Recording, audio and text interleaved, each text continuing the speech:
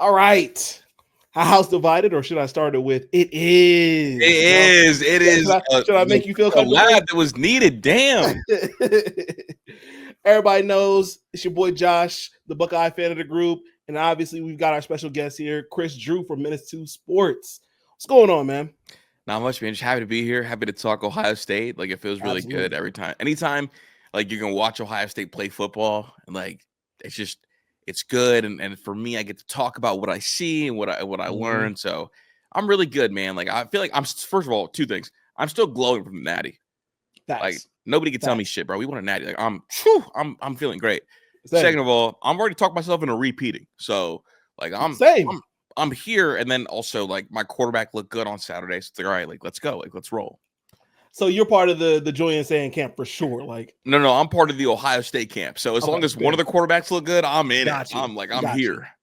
Well, let's talk about it. So I've been a part of keeping this whole thing open for the most part. But after the spring game, for me, it looked like Sayin looked the most confident from jump. Like, immediately, he looked the most confident, and he kept that throughout the entire game.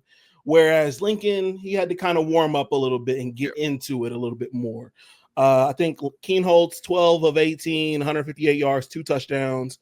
Sayin 17 of 24, 175 and 1 touchdown, which doesn't really highlight how it looked for at least the first 2 quarters. Tavian St. Clair is also in the game. He looked like a freshman. He's not quite there yet. So it's fascinating because, like, when you look at the box score, it looks like, okay, like, this is a real close quarterback battle. But this is why, like, I think watching the game is so important, just to and opposed to just, like, reading the stats, especially for a spring game, because you want to see, like, who those yards were against, how those yards came. Was it a good throw? Was it run after catch? Like, what was it? And Julian Sayin kind of confirmed what we'd been hearing last year, right? Like, that he just looks comfortable. The release is a lot snappier. The ball placement, he's a specialist. And, like, his 17 completions were all 17 loud completions. Like, they felt good. It was like, okay, like, yeah, this is going to keep the offense on schedule. Okay, yeah, like, the quick release, I think, too. Like, identify quick. Say, okay, like, the game doesn't look too fast for him. Lincoln's completions, even though he had the 2 touchdowns, there were moments where the guy who's going to be a junior now, it looked a little too fast for him. And that bugs me in the spring, especially because you're playing against the dudes that you've played against the entire spring. And you're older than Julian. So it's like the game looked fast for you against dudes that you know really well, and the game looks slower for the younger guy. And they had kind of been signaling this to us the whole time, right? Because, like, last year, we know that, like, Julian Sayin passed Lincoln on the depth chart. It's like whenever, like, the freshman passes the sophomore, you would traditionally think, okay, like, as we keep stepping up this ladder, that freshman's going to end up being better. The concerns with Julian were obviously going to be about the size. Looks a little smaller. And the side ball for me, too. Yeah, that too. I mean, honestly, if he didn't look like a middle schooler, I think there'd be more confidence in him. Oh, for sure. That's a big part of it. I mean, like, you and I are grown men, so, like, if someone's going to lead us into battle, we want him to at least look older than 12. So that was the big thing with Julian. But no, I thought he looked good. And Tavian, and I think this is perfect for Tavian. We got to see 2 things from Tavian. We got to see how talented he was, while also seeing how far away he is. Yes, agreed wholeheartedly. So for me, Lincoln Kienholz, like I told you before, the confidence wasn't there the entire time. I think he floated some. He definitely floated one over Jeremiah Smith's head, which is crazy. That's hard to do, man. That's like overthrowing Braun. Like, boy, if you don't he did show us a little bit of a flash of the athleticism, but for most of the first quarter, it looked like the Lincoln Kienholz that we seen from the Missouri game, which for the Missouri game, it makes sense. Like, this is your first pretty much play at all, and our offensive line was terrible, all sorts of things. Yeah, and you're a true freshman. Be feeling that way this now. Yeah, you're a true freshman. So it's like, like I will excuse. I should have removed that whole game from, like, Lincoln's resume, because I don't think it's fair to him. The run game to me looked pretty sound, especially the blocking. Both of the tackles looked pretty good. I don't know how much of it was the offensive line looking really good. Obviously, the defensive line is looking at it from a standpoint of we're not going 100%. Yeah. So how much am I going to, put into getting to the quarterback? But I thought the offensive line looked great, especially when he tried to run the ball. James Peoples looks like he's the de facto starter. Didn't get much burn at all during the spring game. But that gave us time to look at Bo Jackson, who looked really good as a freshman. And it gave us time to look at C.J. Donaldson and Sam William Dixon. I like Bo a lot. It won't be this year, but it'll be here. Like it's coming. Also like crazy name. You know what his actual name is? Because people are like, what if your name is Bo, like maybe go by your middle name. Well, Bo's his middle name. Okay. His first name is Lamar. Oh no, you can't be Lamar Jackson or Bo. Like that's you tough. Can't be either of them. That's tough. That's crazy. That's so it's crazy. like, well, y'all want me to go with my middle name? My middle name's Bo. My first name's Lamar. I can't be Lamar Jackson. I would rather go with Bo. Yeah, especially because you're running back. Time. Yeah, and it's farther away. Like I go with that. But no, the running game, they look really good, man. C.J. Donaldson, you could tell he lost a lot of weight coming to Ohio State. It looked like, which is a little bit of a bummer, but it made up for it in explosiveness, I think. I wanted to see a bigger running back, but I think he was a little bit more explosive. I just want him to run with that same like I'm a big back mentality is what I hope for, because I think he can still do it, because he's still bigger than everybody else. Yeah. Just not as big as the West Virginia version, because obviously like you want him for the goal line, especially like if you and I are correct about Julian Sayin not really being that kind of in the red zone running threat. You want to have a bruising back that can get it in down there. Sure. Pause. But James Peoples, my fault. James Peoples looks and feels like the starting running back, and it felt like they wanted him on load management and didn't want to get him hurt. But he looks the part, man. I'm really excited for him. This running back room will not be as good as last year's, but I'm excited for at least 2 years of James Peoples. And it is hard to judge the O-line, because the D-line, all that they did was go 4 base, didn't line up wide, no blitzes. They kept it as vanilla as possible. It was a vanilla ice cream, period. So it's hard. But with that being said, this kind of is what they do most years. And in previous years, we've seen the offensive line look awful against the D-line, and they didn't. 1,000%. No, they look really good. Yeah. So like to start the year, like I'm over here like, okay, like I feel better about this offensive line to start the year than I did last year to start the year, and I will absolutely take that. So no, dude, I'm really pleased by what we saw on offense. The running game, the quarterbacks, and the receivers, which I hope we're touching on next. We are. Mylan Graham looked. I can't wait. Carnell Tate, I think, is probably going to go to the draft after this. So then it's going to be Mylan Graham's term, along with obviously J.J. Smith. And I think Brandon Ennis will probably stay around for another year because he needs to. But he looked really good. Mylan Graham, hats off for sure. Yeah, I'm a big Mylan Graham guy. It's funny because people see that number 5 and think, okay, like that's Garrett Wilson. For me, and I just like off of play style, it reminds me more of the Jameson Williams year 1 at Ohio State. Like the way he's such a long striding track star guy. Like when I saw him get out on that and like look, he made fast guys look not fast, and he made it look effortless. I felt like I was watching Jameson Williams. I was like, wow, like I know he was number 5. I know that like Garrett Wilson, like that's the cool comp, but it's like, no, this is it. This is legit like track speed with smooth speed in the middle. And I would like to see his catch point get a little bit higher sometimes. Like I don't think he's got like the difficult catch stuff that Garrett had. But that's development. That's development. I think absolutely though, like I need him for 5 touches a game at least. And I don't care how he gets them. I don't care if it's a swing screen. I don't care if it's a jet sweep. Hell, I don't care if it's a kick return. I need, like, first of all, it feels like an ideal kick returner. He's really explosive, and he's getting very, very close. And he's not going to start this year, but boy, he better get touches this year because that's how good I think he can be. I think he will. Obviously he's a sophomore. I've heard rumors about Mylan Graham since his freshman year that he was going to eventually break out. So this is very promising. But obviously we've got guys all around that receiving core that are going to make things happen. Plus, not only that, Max Klare looks as advertised. Dude, he's going to win the Mackey, dude. He's going to win the Mackey. I think so. But Jelani Thurman was out there catching. Now, he's had some problems with drops before, so I'm very glad that it looks like he got out there with the jugs machine and got it together for the most part. Bro, Jelani Thurman feels like that. It's like remember, there was that thing in the NBA, and it still kind of happens, but like the centers who just can't hit free throws. Like that's what Jelani Thurman is catching the ball. Like it was like Jelani, like boy, don't let Shaq figure out free throws, or it's gonna be a problem. That like because Jelani Thurman, the only one that can cover Jelani Thurman and not be a mismatch is him dropping the ball. Yes. It's like he's so athletic, he's so big. When he wants to put his nose into a defensive lineman, he will. Like he is strong, big, and fast. I mean, shit, whenever you have guys like that that are really effective on 7-on-7 teams in the South, but can also hold up size-wise, like I wanted to be so good, so bad. Now, obviously, like Will Kazmarek was out, had the foot ankle. Yep. But I think there's a real world where Jelani Thurman and Klare are a terrifying matchup down near the goal line. And like I always say this, for first-time quarterbacks, for new starters, the things that are important are the security blankets. Yes. Security blankets are always what? Slot receivers, tight ends, and running backs who catch the ball. Always. Yep. Max Klare, like that's it. Jelani Thurman, if he can be a security blanket, that's it. If Brandon Inniss in the slot short area quickness can buy you a cheap 6 or 7 yards, that's it. And if a running back catches the ball, all of a sudden Julian Sayin, you walk into every game knowing, okay, I've got at least 10 completions out the gate that my quarterback can have. Yeah. And that'll build his confidence over time. And then we can start talking about obviously Jeremiah Smith and some other guys. So exactly. Yeah, no, I agree. Look, because if I'm gonna Drew Brees it and I'm just gonna attack the slot, you bring that thing takes one wrong step, I pump fake and Jeremiah's over there somewhere.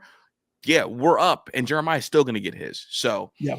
I'm thrilled for the security blanket group, as I call them, and Klare, Inniss, and Peoples out of the backfield. Not only do I agree with that, I think if Jelani Thurman can take this year as a huge development year, especially being behind, obviously, Max Klare, next year can be out of here. And we've got weapons all across. He could legit be Noah Fant. Like, why couldn't he be? Yeah. Like, it took Noah Fant a while to figure out how to catch the ball, but then when he did at Iowa, over. It was crazy. I mean, they beat the brakes off us. Jelani can be that if he just massage the hands, just catch the ball, dog, and it's there. Like, that's how good and athletic I think he is. It really is. I agree. Definitely ready for that. So we'll see what happens with that. Okay, let's talk about this defensive line. So we kind of talked about it obviously already. We talked about the offensive line. The main thing I wanted to talk about, obviously a lot of the defensive line has been getting a lot of flack. The thing that I want to talk about, though, is CJ Hicks, who did get a lot of burn for defensive end. But it's obvious that Caden Curry and Kenyatta are those guys. So I don't know if you've heard anything, but how much of a rotation is that going to look like? Is CJ Hicks going to look like a starter or what? For my understanding, it sounds like it is going to be Curry and Kenyatta to at least start the year. And they're going to give CJ Hicks every opportunity on 3rd and 6+ to go out there because they believe he's a better pure pass rusher than Curry. Okay. So if that is the case, he'll at least be playing a good amount because you and I both think this defense is going to force a lot of 3rd downs, right? Yes. They're going to force a lot of 3rd downs. And if he starts excelling as a pass rusher consistently, I think there is a world where he gets to be out there with Curry if they want to kick Curry inside for some pass rush packages. So he'll have a chance to compete. There will be more of a rotation. I mean, I've been told by people on the inside about there's like a package that is Arvell and CJ Hicks blitzing off of one side and how disruptive that was.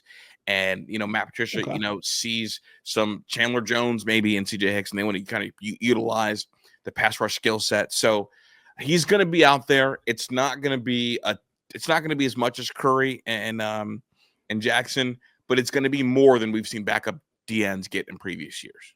I'm cool with that. I think that's interesting that you bring up Arvell Reese coming off of the edge there. Arvell Reese I've been singing his praises for a while now. Obviously, Sonny Styles, I think as long as he takes a step up in his pass coverage, he's going to be the guy. Riley Pettijohn and Peyton Pierce looked really good in the spring game as well. And I think it shows off how athletic this linebacking core is. Honestly, like those two being really good, I think frees up a lot, right? I just want to talk about Arvell Reese real quick because I don't think people realize what this is. Arvell Reese started school early. Arvell Reese played his senior year at Glenville as a 16-year-old. Nobody talked about it. He was under the radar, a 16-year-old Mike linebacker playing for Ted Ginn Sr. He got to Ohio State at 17, and it didn't get talked about because he wasn't a 5-star all-everything guy.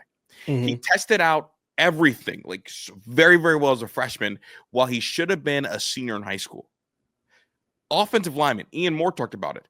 The hardest, most explosive athlete we face on defense is Arvell Reese. Arvell Reese is a legit 6'4", 235 with bend and twitch and should be a sophomore, not a junior. Like, that's what we're talking about. He's a better athlete than Sonny Styles, but people won't ever give him the credit because Sonny was the basketball player, really athletic, and also played safety. Arvell's the one. And what there being another linebacker, another Mike linebacker that's good means that they can have Arvell Reese go be an edge guy. Go play here. Go play there. Go line up over there. Because guess what? Like, Pettijohn and Peyton Pierce are doing a good enough job at Mike that you can go get on the edge and go line up next to Kenyatta Jackson and get freaky. So, like, we're talking about a legit, like, top 25 potential player, hyper athletic, very big, raw, and still getting bigger and faster every day. Like, here we go. A parent last year, I'm not going to say who, but they said, we hope that he keeps growing because nobody in the linebacker room is going to play over him, and we hope he grows enough to move down to defensive end. When you said the CJ Hicks and Arvell Reese thing, they're eating. Twitch monsters on the edge. And I'm like, yeah, this is like in my head. So Ohio State's amazing. I love them. But I always think to myself, what would this unit look like if Nick Saban or Kirby was the coach? Because what do they always do? The biggest, twitchiest, freakiest monsters were always on the edge. Never at linebacker, always on the edge. Look, Anderson, we think you're a great linebacker. You're also the biggest, freakiest monster in our program, and you keep breaking records in the weight room. Get on the edge. Harold Perkins, Mike linebacker. He good Mike linebacker. I know they try to move him back there, but his best season, he's on the edge. Abdul Carter, Penn State. They were like, yo, like, we know you're a little undersized, but you're stronger than all our defensive ends in the weight room. You're so athletic. You're so twitchy. Go get on the edge. And I think now with Matt Patricia being there, and like, wait a second, like, I know that kid's a great Mike, but if we have good Mikes behind him and we could put him on a blitz, let's do it. Absolutely. Let's create chaos. So I'm thrilled for Arvell, and I think Arvell and CJ Hicks are on the field together is going to feed families. I know it's going to feed my family, so I'm excited for it. For sure. You know, what's interesting is that you mentioned how Arvell Reese could essentially play multiple positions.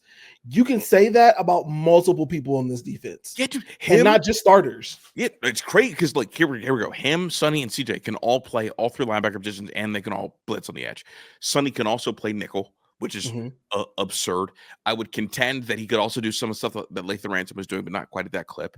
Sure. Bryce West can play nickel and outside corners, both spots. Igbenogson, I think if he moved into the slot, he would legitimately be Sean Wade 2019. That's what I think he would be. I would like him at slot. That'd be nice. I mean, I would like him a lot. I also think Bryce West can play the safety role, the other one. I think McClain can play slot and the safety role that he's in. Like, we're talking about guys can move it. I mean, shit, dude. I think Edric Houston, if push comes to shove, could tackle, he can play on the end. Yeah, he can do both. I mean, he was brought here to be an edge, and he was just so big and so strong, and we need to help in the middle. They're like, all right, go kick inside. Yeah. So this defense is so multiple, and what it's going to do is, especially week 1 against Sark, it's going to mix everything up for a new quarterback. That's like, okay, like that's the Mike linebacker, I think, but I also know he also plays Mike. And I don't know where he's going to be, and it's just going to present. Identifying the Mike is going to be hell for a first year. Oh, hell! There's going to be none of that point stuff because if you point at me, we're already checked out of it. Bullets come from another direction. So this defense is so multiple, and that's why I think Patricia is the perfect coach because in the NFL, it's about being multiple and personnel matching. Yeah. We've got the athletic bodies to do that, and Matt Patricia is the perfect coach for that.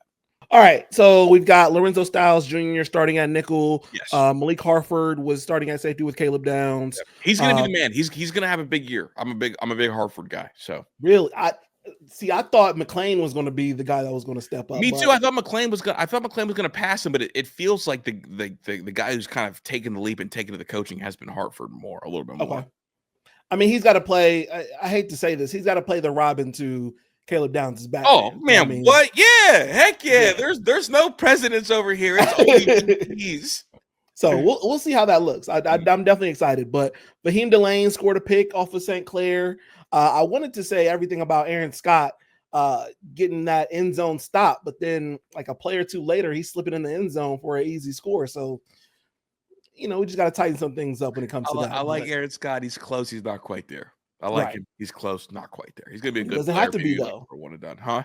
He doesn't have to be, though. So, Igbenogson, you've got Jermaine Matthews, obviously, and we've got a Well, that's the luxury we're recruiting at this clip. Like Yes. we're never gonna put you in there out of desperation. And when we do, it means something went drastically wrong. Like Malik Hartford, when he played 2 years ago, it was because desperation. Like we didn't have guys. But we recruit so well, and we got downs in that room, and we got guys in that room that it's like, okay, like we can afford to develop you until you're absolutely ready to play. And I think that's kind of Aaron Scott falls in that group. Yeah, I agree. I mean, that's pretty much everything as far as the offense and defense. Yeah. I, for one, am really happy that looked like Jaden Fielding is back for the most part. Yeah. 3 field goals, 2 of them from 40 plus. He said he blamed most of last year on an injury, so I'm hoping that to actually be the case, and he's not blowing smoke. It's funny because I'd be bullshitting, bro. As soon as I miss that kick, the first kick I missed of the year, I'm grabbing my groin and walking off. I want everybody to know I'm hurt. Dead ass. I'm an excuse maker. I think it's more likely is that he's just a warm weather kicker, bro. Could be. You know where he's from? He's from Texas. All the misses were in cold Ohio weather. Even the miss against Tennessee, it was cold.